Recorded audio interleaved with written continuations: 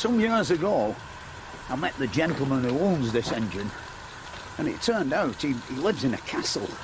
And of course he invited me around to have a look at it. You know. It isn't really a castle as most people know. It's really a big, beautiful country house that's built to look like a castle. It's got battlements and everything, but it's never really been under siege. Its owner is James Harvey Bathurst. We got friendly, really, because he's a dedicated traction engine enthusiast and railway enthusiast.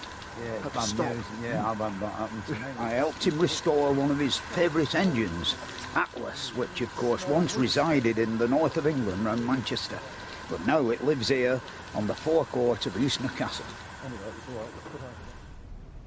Here we are in the Great Hall at Eastnor Castle, but to me it looks a lot more comfy than a proper castle. You know, castles are cold, drafty places, and this is quite lovely and comfortable. And of course James is here, the owner, who's going to tell us all about it and, you know, how it all came about. Isn't that right, Jim? Yeah, well, it's a bit surprising, isn't it? Because it does look like a castle from the distance, and that was the point. In 1800, a lot of people were looking back to the medieval times, and my family had been here for about 200 years, and they thought this is the time to show everybody that we're a really old family and put up a really impressive buildings. And revival castles, this is a Norman revival castle, seems to be a bit the fashion. I mean, it's the sheer size of this room to impress people, eh? It's incredibly impressive. Yeah. So this pretend castle was never really put to the test in war. Real castles had a much more serious purpose. The reason they were built was to keep attacking armies out.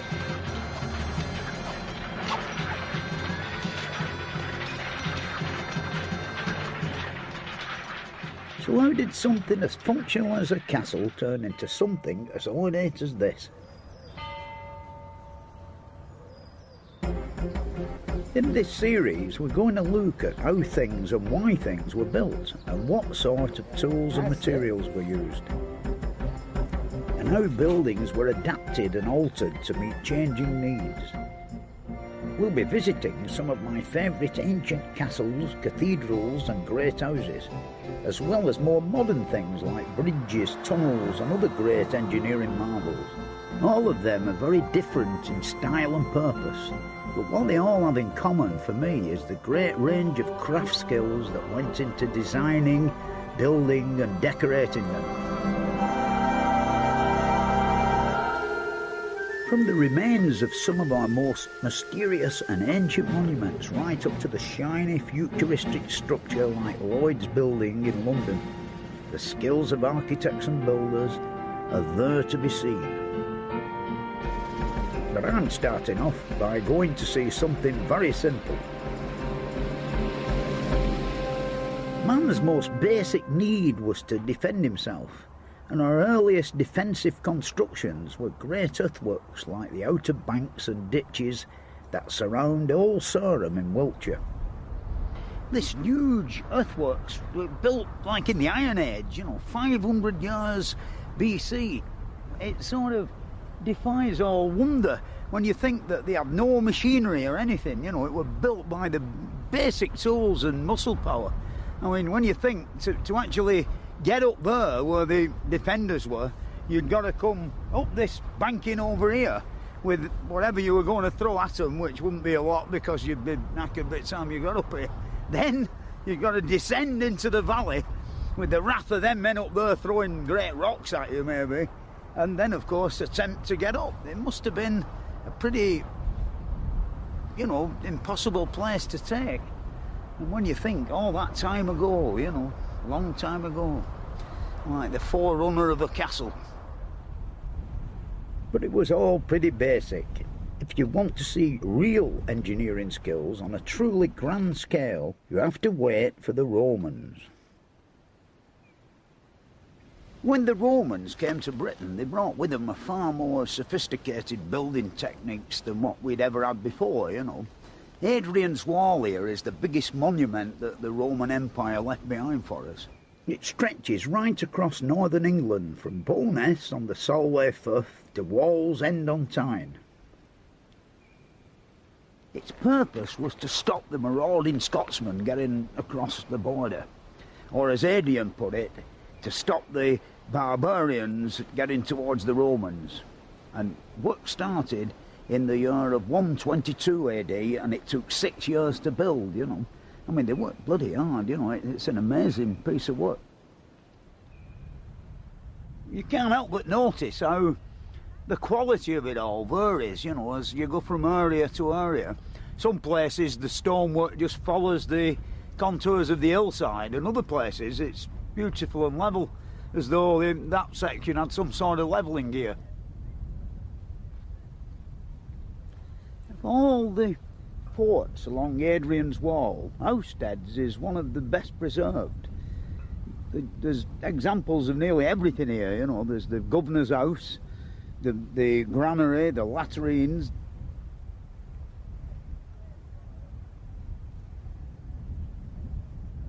This is rather a splendid pillow that I think once upon a time must have supported 2 arches in what's left of the northern gateway. I mean, the beautiful chisel marks still here, you know. It's amazing after all these years, all these centuries, you know. These 2 towers, one on each side, the far one were once the guard room, I've heard tell. I mean, and judging by the thickness of the walls, it must have been maybe 30 or 40 feet high, you know. Quite a nice bit of building, you know. No wonder really that the things lasted so long. If it was so well built, you might wonder why there's so little left of it today. Well, when the Romans left in about 400 AD, the wall was abandoned and people began to nick bits of stone to build their own walls, farmhouses and even churches and abbeys. But even from what's left today, you can still see how it was built if you look carefully. This really is one of the highlights of the wall fort, the communal bathtub and the communal toilets or latrines.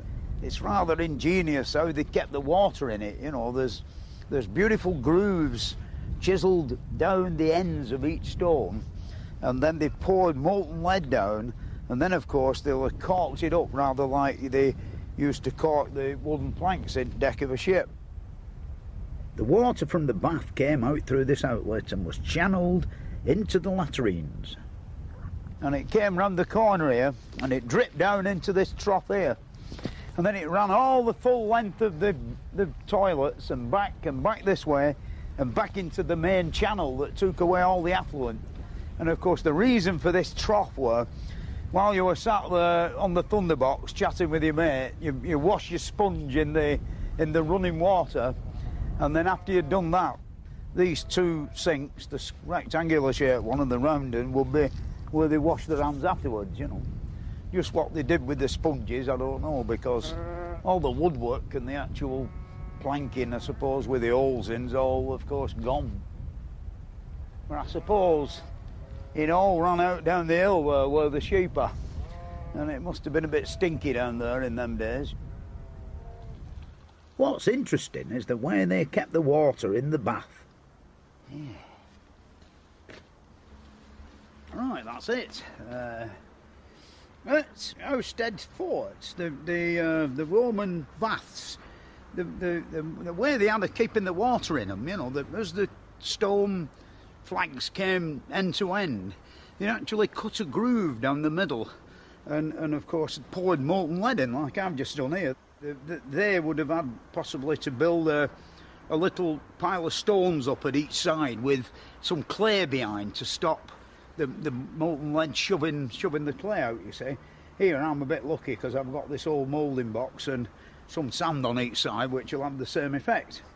I'll now proceed to dismantle the moulding boxes and shift the sand, and we'll be able to see just how where the lead is all the way down in the joint, you see. Right. Now if you imagine that, you know, these things were 3 feet deep, and also the hole in the middle, or the diamond-shaped slot in the middle, would stop the flagstones moving in either direction. Blooming heck, it stuck, believe it or not. Blooming, I didn't expect that. I didn't think that it would have done that. I thought it would have come apart. You know, I mean, really, if it were corked up, then it'd definitely be watertight. I think I'll go and build a Roman bath somewhere now. You know, quite good, that. Quite pleased. I didn't expect it.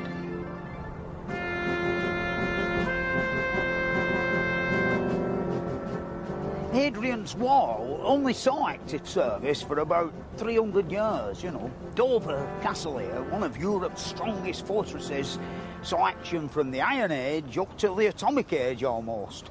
And here's Ken, who's the general manager, who's going to tell me why it's such a strategic and important spot, you know. I mean, I know for one thing we're high up. That's a good start. The reason why it's so important is out there. If you look closely, you can just see France. Yeah, yeah. You can see France, they can see us. And if they can see us, they want to invade. And this place is really here to protect this country from invasion. Just in case Mr. Bonaparte sets sail.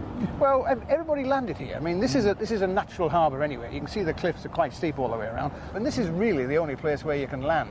So it's probably all started with an Iron Age fort. We had an Iron Age fort up there. On top of that, they built a Roman lighthouse. Again, so the Romans landed just around the corner from here, and they wanted to invade and to go on from there. So we've got an Iron Age fort, Roman lighthouse. We've got a big Norman keep, World War I, World War II. It covers the whole period of the history. Yeah, yeah. The keep was built by Henry II in the 12th century, and with a few modifications, it retained a military role right up to 1945. Henry made Dover into one of the most powerful of all medieval castles. Its great strength was due to the successive rings of defensive walls protecting the keep in the centre. This is the last line of defence. Yeah, you have to sort of get into the keep itself, and to get out of here, you've got to go across a drawbridge to get to the inner bailey. Yeah. You then got the next wall, which is the inner bailey wall going around. Then you've got the outer bailey, and you can see the ditches. The ditches on both sides go all the way down to the cliffs, and the cliffs are sort of fairly impregnable anyway. You've got 300 foot of sheer drop. Well, there's 300 feet of cliff. We're at the highest point now, so there's 300 feet of cliffs, and we're about 90 feet high anyway. So this is the tallest point. Get a good view. You can see France very well now. Yeah. And it was from across that narrow strip of water that the greatest threat always came. So Dover Castle was always heavily fortified, and barrack blocks were built all over the place. At the end of the 18th century, when Britain was at war with France, conditions in the castle became very overcrowded. So the Royal Engineers brought in a company of miners to tunnel into the cliffs and create an underground barracks that accommodated over 2,000 men. After the end of the Napoleonic Wars, they were very little used. This is the Napoleonic staircase. It's a double helix. Yeah, that means like it's two staircases. Two cases, sort of one on top of the other. Yeah. And there's a triple one on the other side of the hill for Western Heights. Yeah. So this is what they And just before the outbreak of the Second World War in 1939, they were turned into a bomb-proof command headquarters. Yeah, it's very interesting down here. This is the command centre for the coastal artillery. So, I mean, each of the tunnels had its own use by the different people. The one over there, the one over next to us was the Navy, and Admiral Ramsey had his bit of it in there. Corps Command coastal artillery in here, but all the guns and all the radar were all controlled from here. Yeah, I believe the gentleman who planned out and mapped out Dunkirk from somewhere in these tunnels in his little hideaway. The next long tunnel along on the other side of the wall here is the Navy's tunnel. And at the end of that tunnel, that's where Vice Admiral Ramsey, he was initially looking after the Dover Patrol. He was looking after the channel and sort of controlling all the ships going through there. He was the one that masterminded the evacuation of Dunkirk. Altogether, 338,000 men were evacuated from Dunkirk, and over 800 ships brought them back to the safety of Dover. Okay, this is the balcony for the secret wartime tunnels. Interesting thing here is that these are some of the oldest railings in the country. All the railings in World War II were all taken and melted down for guns, but these were here. But we got pictures of Vice Admiral Ramsey and Churchill and the King coming down here. They would come here because they could see France. This is where they stood and looked out, and they could see the war happening. See the flashes in the bangs. And if anything happened and there was something coming over, then they could nip back into the tunnels and where it was nice and safe.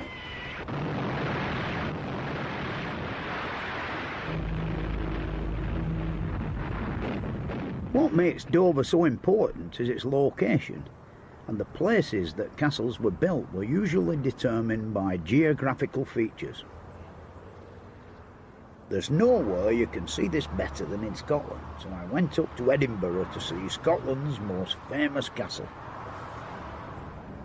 Edinburgh Castle stands on the sheer crag of Castle Rock, the core of an extinct volcano. It rises 435 feet above sea level, and it's a pretty formidable natural defence. Really, you couldn't build a castle on better foundations, you know, and so high up. That's the interesting thing, you know, on top of this volcano. I mean, even now, when you're down in town and you look up with all these escarpments that have been chiselled on the edge of the rock, it still looks a hell of a long way up. What it must have looked like before, when just this little bit was stuck right on top, you know. You can imagine the enemy turning up and just looking up in the sky and saying, sod it, we'll go.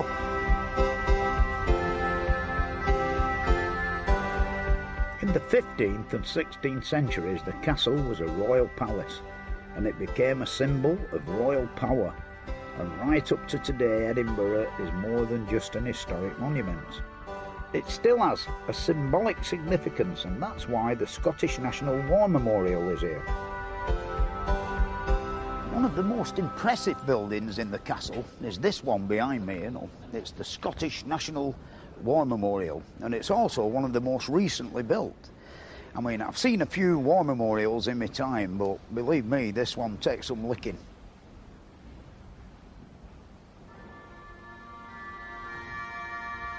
Inside this war memorial there's this magnificent bronze that depicts every aspect of the 1914 war, you know, right from the nurses to the tank regiments and the artillery and the flying machine men, the lot.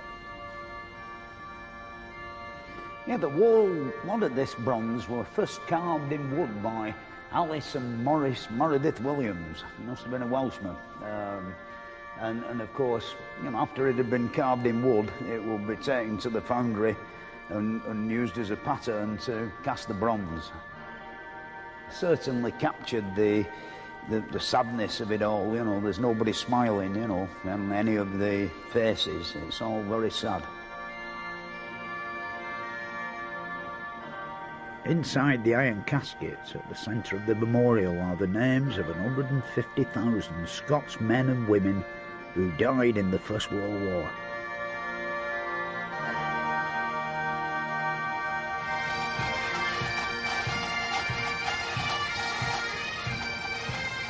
Military tradition and pageantry are still very strong here. I've seen the tattoo many times on television, and I've always been impressed, and when I was on my visit, I had an appointment with a man who keeps another of these traditions going.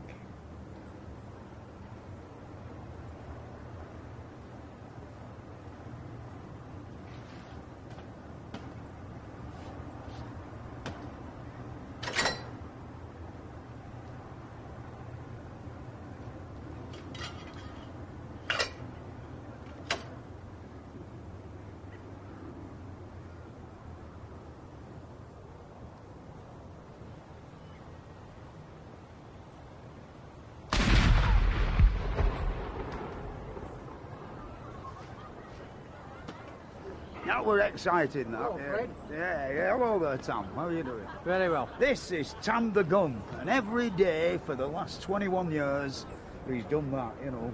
Why do you do it, you know? Well, it's a tradition that goes back to 1861, Fred. They started it for shipping in the River Forth. Yeah. So ships' captains could set their chronometers. Yeah, it's a lovely gun, isn't Well, it? it's actually, it was designed in 1936, put into production in 1939, and been going strong ever since. Yeah. Tell you what, I found it quite exhilarating, that build up to 1 o'clock then when I was leaning over there looking at my watch, you know. It were almost like when we're knocking a big chimney down, you know. Same exciting feeling, you know. And give it a good welly, Fred. Will do. I'll do that. Right.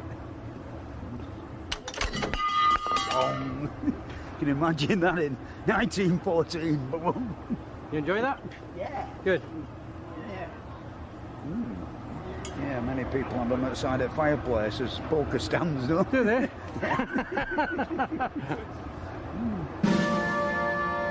From ceremony and pageantry in Scotland, I went to Wales to see an awesome symbol of military domination. Conway is a classic example of the invincible medieval castle. Edward I was by far our greatest castle builder, and his memorial is the great chain of 8 great stone fortresses that he built here in North Wales in a short space of 25 years. It was the greatest feat of royal building in British history. The castles were a symbol of Edward's power, and they were designed to provide him with an ultimate weapon against any threat of a Welsh uprising. Their defences needed to be very sophisticated, so to carry out the work, Edward employed a Frenchman, James of St. George, who was the greatest military architect of his age. And it was in these outposts of English power that the medieval arts of castle building reached its peak. They were all built to withstand any pounding from any siege weapon that had been devised at the time, and also made any form of attack difficult and dangerous. There are 8 main towers, but if you look closely, there are 4 more smaller towers on top of the ones at this end of the castle. These were the king's quarters, and the only way into it, it's really two arms, you know, the only way into the king's quarters were by first battling your way through the main body of the castle, and the other way were by sea. As you can see, it would have been a heck of a job to scale these walls, especially with people pouring boiling tar down on you and the likes, throwing all sorts of stuff, bows and arrows. It's not as though you could dig underneath the thing because it's all based on completely solid rock. The structure is a piece of monumental engineering on a grand scale, a massive achievement for its time. And when you look closely at the walls and the towers, you can get some clues as to how the place was built. That's a big stone, that. Apparently, when they built these castles, in between all the flat, level decks of scaffolding, they have these inclined planes that they actually dragged the rocks up. And of course, it's a bit odd when you study castles and you look at them. There's some of them don't appear to have any putlog holes at all in. That's these little black holes where a piece of timber, a short length of wood called a putlog, went in. And of course, tied to the end of it, there were a fir poles or tree trunks, for want of a suitable name, and of course lashed with rope, and then the planks rested on the putlogs. They just sawed the things off as they were retreating back down again. And then of course all castles were nearly all like cement rendered and lime washed, and you can imagine them cement rendering over the end of a bit of wood, and then 500 years later the wood rotting away, hence some of them look like currant cake. There's that many of these putlog holes in them.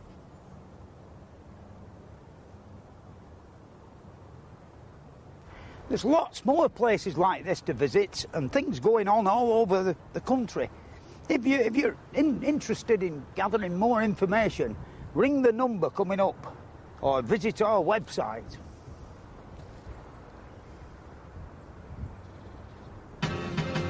But what must it have been like to attack one of these places? I went to Warwick for a practical demonstration.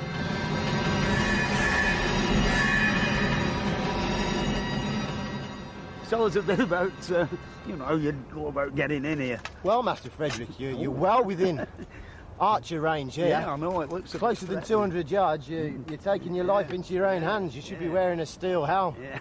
If you look across the crenellations at the top of the castle, I have my men positioned in each of the archer loops to look down upon anybody who might attack the gateway.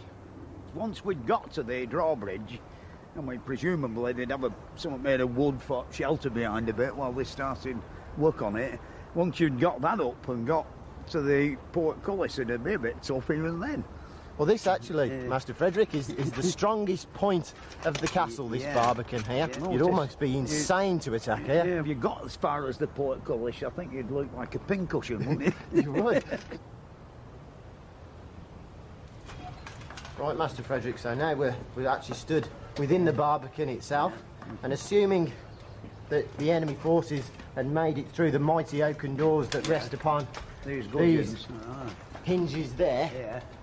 In fact, while they're trying to batter through those, if you look upwards, you're underneath murder holes, from which in the floor above people could pour boiling sand or quicklime or burning oil upon to the attackers. But once you've got through this portcullis, there is also doorways surrounding this bottom level of the barbican.